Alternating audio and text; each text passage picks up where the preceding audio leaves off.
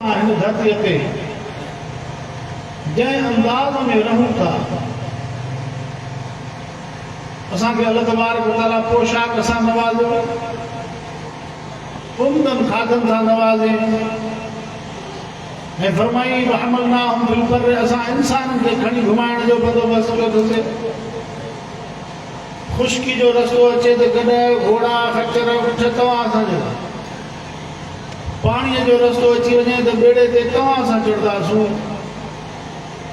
कंहिं बि ॿी जेका बि मख़लूक जा जॾहिं क़िस्म ॾिसो था, कंहिं बि मख़लूक खे इहे सवारियूं मुहैया कोन्हे।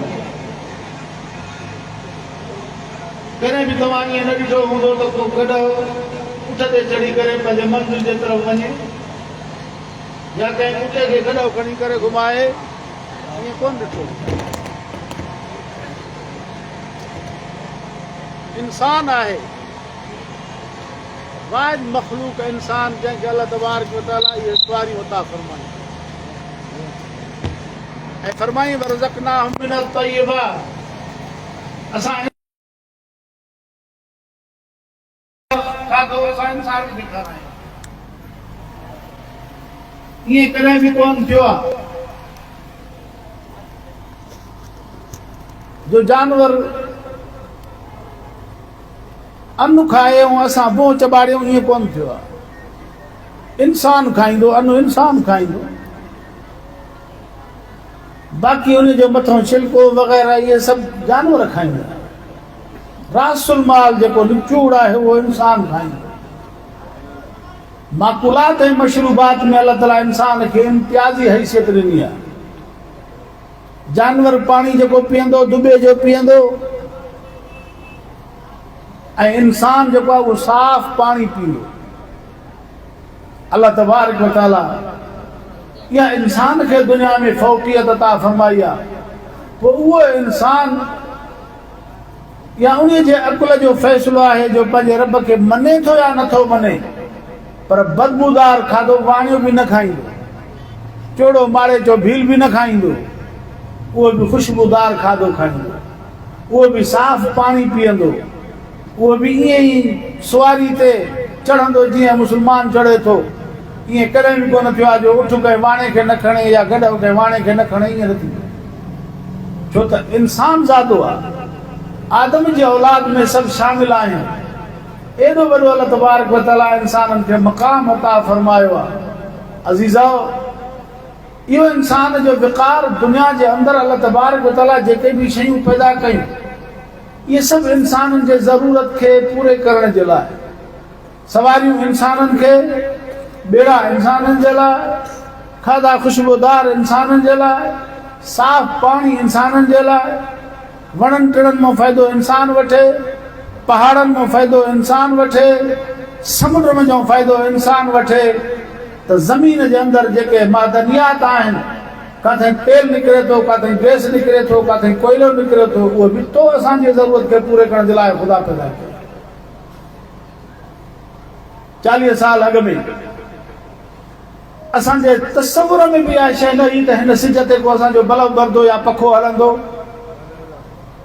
इन सिज जी पैदा करण में ख़ुदा खे कहिड़ो फ़ाइदो? चंड जी पैदाइश में ख़ुदा खे कहिड़ो फ़ाइदो?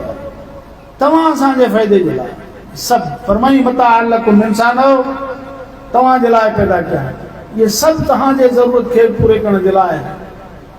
लिहाज़ा तव्हां पंहिंजे आमद जे मक़सद खे सम्झो।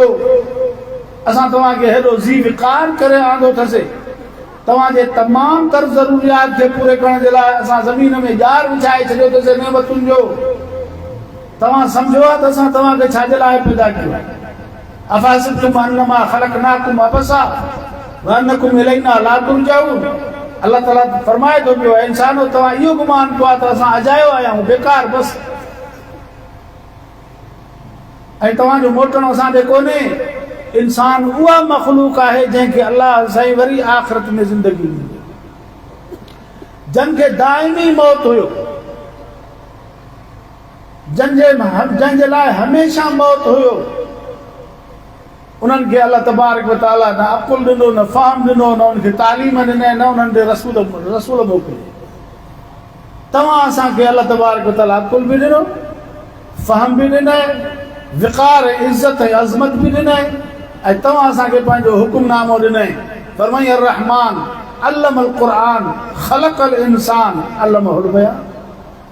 इंसान खे पैदा कयईं, उन खे बयान जो अंदाज़ सेखारियईं, उन खे क़ुर ॾिनई, उन खे पंहिंजे तालीम सां नवाज़े। हाणे असांखे असां में अक़लमंद इशारो उहो आहे, दाना माण्हू उहो आहे जेको पंहिंजे दुनिया में आमद जे ज़िंदगीअ खे सम्झे त मां दुनिया में छो आयो आहियां, मूंखे छा करिणो आहे, मुंहिंजे लाइ ख़ुदा कहिड़ियूं नेमतूं पैदा कयूं आहिनि, मुंहिंजे लाइ कहिड़ा इनाम पैदा कया अथई, ऐं मां कहिड़े तरफ़ वञी रहियो आहियां, मुंहिंजी एंड किथे थींदी, मुंहिंजो हिसाब केरु वठंदो, मुंहिंजे आख़िरी आराम गाह जो फ़ैसिलो कंहिंजे हथ में आहे। इन्हनि समूरनि ॻाल्हियुनि खे शाणो माण्हू उहो हूंदो आहे जेको दूर अंदेश हुजे, जंहिंजी फ़िक्र जी नज़र जेका आहे उहा दिलि वारी नज़र परे वञे त मुंहिंजी इंतिहा छा थींदी। अॼु त मां ऐश में वेठो आहियां, अॼु त मां दौलत सां खेॾां थो पियो, अॼु त मूंखे हर तरह जो सुकून आहे, पर अॻिना हली करे मुंहिंजो अंजाम छा थींदो, शाणो उहा जेको पंहिंजे अंजाम ते नज़र। अज़ीज़ा, अल्लाह तबारक व तआला कन खे तौरात ॾिनई, कन खे इंजील ॾिनई, कन खे ज़बूर ॾिनई, तव्हां असांखे हज़ूर जे मार्फत क़ुर ॾिनो अथई। असांखे पंहिंजे ज़िंदगीअ जे मक़सद खां आगाही अलाह जो क़ुर ॾींदो। फरमाई इन हाज़ल क़ुरआन यहदी लिल्लती हिय अक़वम, बेशक ही क़ुर अथव जेको तव्हांखे सौ रस्तो मुहैया कंदो। अक़ीदे जो सबक़ इहो सेखारींदो, अमल जो सबक़ इहो सेखारींदो, अख़लाक़ ऐं किरदार जो सबक़ इहो सेखारींदो, ऐं हिन मुआशिरे में रहण जो नज़म ऐं नसक इहो ई सेखारींदो।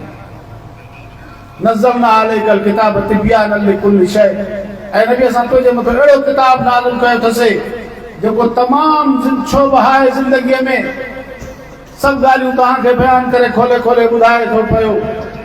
लिहाज़ा असांखे क़ुर पाक जे उन फरमान खे ॾिसणो आहे, अल्लाह जे फरमान खे ॾिसणो आहे, पैगंबर पाक जे तरीक़े खे ॾिसणो आहे।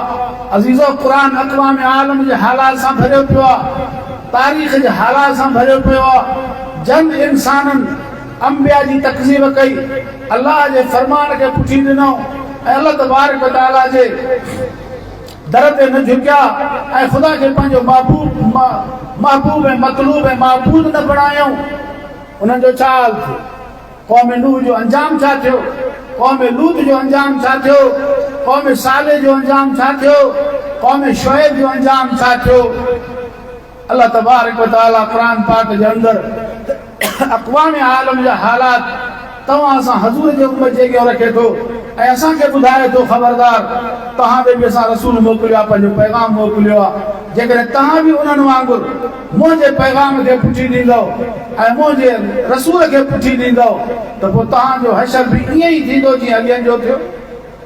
अल्लाह फरमाए थो मा यातिहिम मिन रसूल इल्ला कानू बिही यस्तहज़िऊन। असां उन्हनि ॾे जेके तव्हां खां अॻु में थी गुज़रिया, असां उन्हनि ॾे पंहिंजा क़ासिद मोकिलियासीं, रसूल मोकिलियासीं, पंहिंजो पैगाम खणाए करे मोकिलियोसीं, पर जॾहिं बि असांजो क़ासिद आयो उनजी तकज़ीब कयूं, उनखे कूड़ो सम्झूं, उनखे न मञूं। लिहाज़ा अहिड़े हालात जे पेश नज़र उन्हनि जे मथां अज़ाब आयो ऐं सभु थस नस थी विया।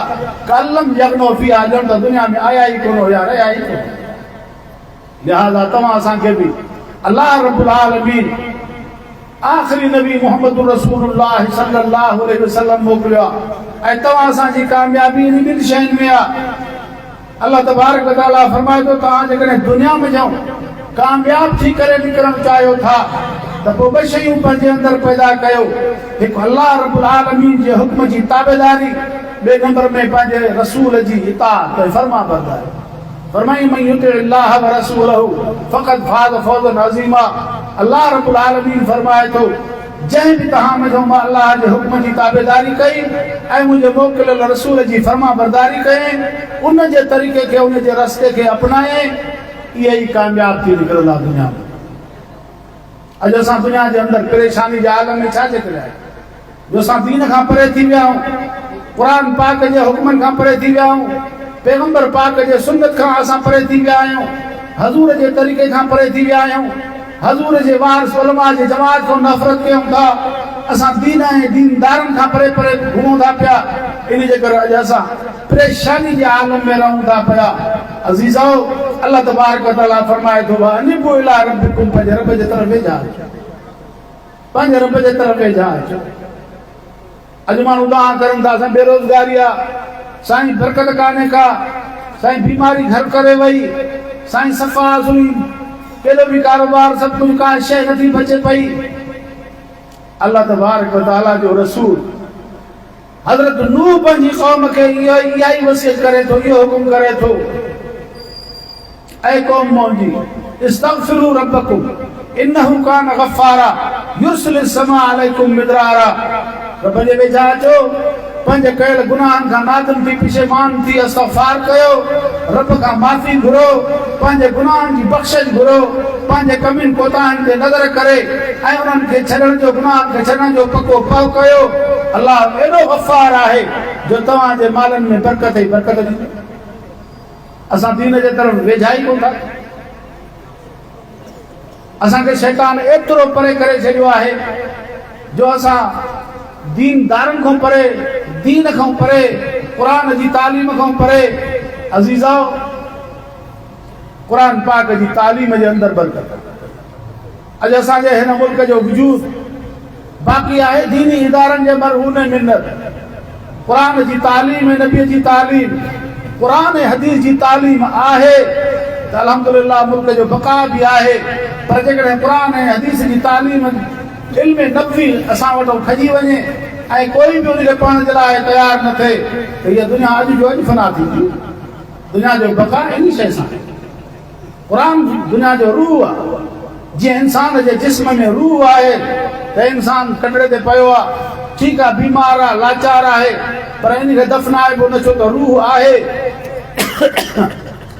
जॾहिं रूह निकितो त पोइ इन जिस्म खे दफ़नाइबो वञी करे। अहिड़े नमूने सां तव्हां असां बि हिन दुनिया में रहूं था जो क़ुरान आहे, जो क़ुरान वयो त रूह दुनिया जो निकितो बसि।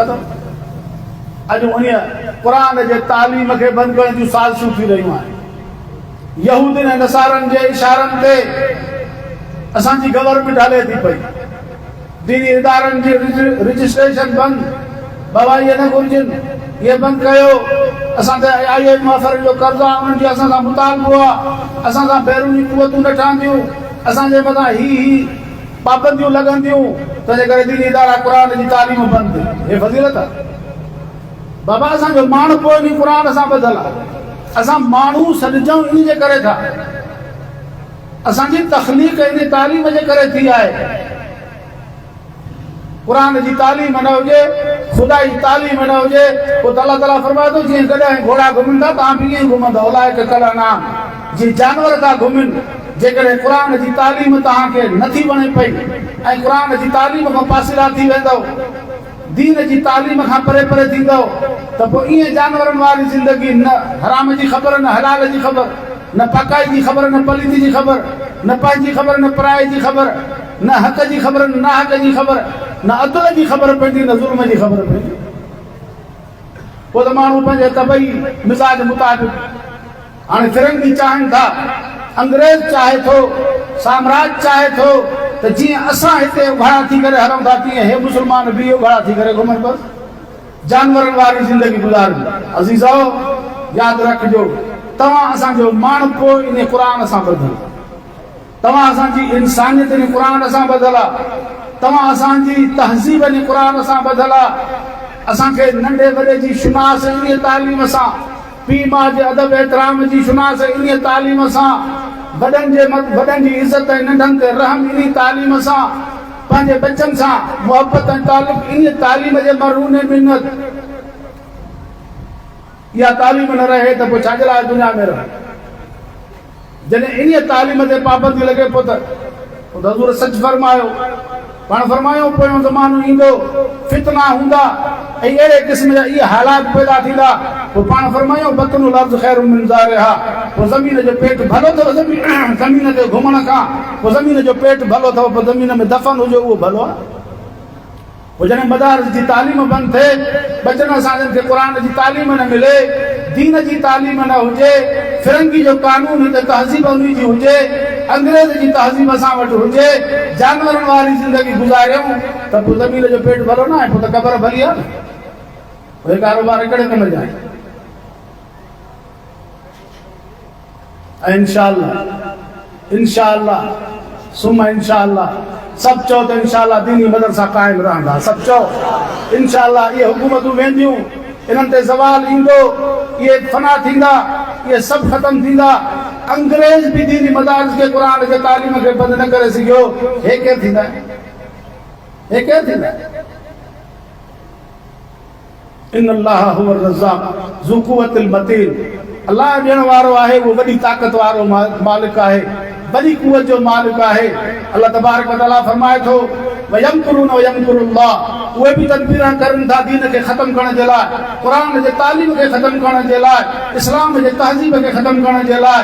ऐं पैगंबर अलैहिस्सलातु वस्सलाम जेको प्रोग्राम इस्लाम जो पेश कयो, उन नज़रिया ऐं फ़िक्र खे ख़तमु करण जे लाइ वयमकुरुल्लाह, ख़ुदा बि तदबीर सोचे थो, पर तदबीर कामयाब कंहिंजी थींदी? सभु चओ अल्लाह जी। वल्लाहु ख़ैरुल माकिरीन, अल्लाह जी तदबीर भली। अब्रह बादशाह काबे खे ड्राइण आयो, अब्रह बादशाह काबे खे ड्राइण आयो, हाथियुनि ते उनजो लश्कर चढ़ी आयो, चयो मां काबे खे ड्राईंदुसि। ओ काबो तूं वञ। अल्लाह साईं झिरकियुनि जेतिरा पखी अबाबील मोकिलिया, शींहं कोन मोकिलिया आहिनि, वॾा के जानवर कोन मोकिलिया आहिनि हाथनि खे चीरनि फाड़ण जे लाइ, एतिरा पखी हिकिड़ा रब साईं मोकिलिया। ईअं करे छॾनि कासिफ़िन माक़ूल। अल्लाह ताला फरमाए थो जीअं जानवर ओलड़ गाह बचाए छॾींदो आहे, ईअं ख़ुदा खे भुनी छॾींदो, सफ़ा ख़तमु थी वेंदो। उहा जे पथरी लॻे पई न, किताब में लिखियो आहे त उहा पथरी टिकड़ में लॻे पई, उहा अंदरां आंड्रनि खे कटींदी, हेठां मकाद मां निकिरी हाथी जे आंड्रनि खे कटींदी, हेठि उते वञी किरे पई जिते पाणी निकिरंदो आहे झरनि। एॾी पथरी उहा तेज़ हुई, तव्हांजे किलाशनकोट जी गोली खां बि तिखी। अज़ीज़ो, अल्लाह तबारक व तआला जी कुवत सचो सभ खां मथे आहे। निमरूद चयो त मां ख़ुदा सां मुक़ाबिलो कंदुमि, ख़ुदा सां मुक़ाबिलो। ॾिसो कहिड़ा कहिड़ा वॾा माण्हू, कहिड़ी हवा दिमाग़ में भरिजी वञे थी पई, मख़लूक़ थी करे। अड़े अंदर में तव्हांजे में ॾिठो त पेट में छा पियो अथव, तव्हां सां वरी कुवत वारे सां मुहाॾो अटकायो था। अॻ में पंहिंजे अंदर खे त ॾिसो, अंदर किन सां भरियो पियो आहे। दावा वरी आहे त अना रब्बुकुमुल आला। फिरौन ख़ान चवे थो त मां तव्हांजो रब आहियां, मिस्र वारनि खे चए थो मां तव्हांजो रब आहियां वॾो। अल्लाह ताला अहिड़ो निशान बणाए छॾे इबरत जो अॼु ताईं पियो आहे। छो हर को माण्हू इबरत हासिल करे थो त हेठि वेचाए पंहिंजो पाण खे ख़ुदा सॾायो हो, ॾिसो हे ख़ुदा तख़्ते ते पियो आहे। अल्लाह जी ताक़त मथे आहे। अल्लाह गनी व अंतुमुल फुक़रा। अल्लाह बेपरवाह ज़ात आहे, असां सभु मुहताज आहियूं, असां मख़लूक़ आहियूं। हिकिड़ो अल्लाह ताला मच्छर मोकिलियो निमरूद ॾे, हिकिड़ो मच्छर, मंडड़ो मच्छर मोकिलियो त नक में हलियो वियो, पोइ अंदर वञी दिमाग़ में भरनाट करेसि, पोइ मथे खे थपा हणाईंदो, मथे खे मुका हणाए जीअं बसि करे, पोइ नौकर मुक़ररु कयूं जेके उनजे मथे खे पिया टहकाईंदा खड़काईंदा, ईअं मथे जी चक्कर अची अची उन मंडड़े मच्छर पूरो कमु करे छॾियो बसि।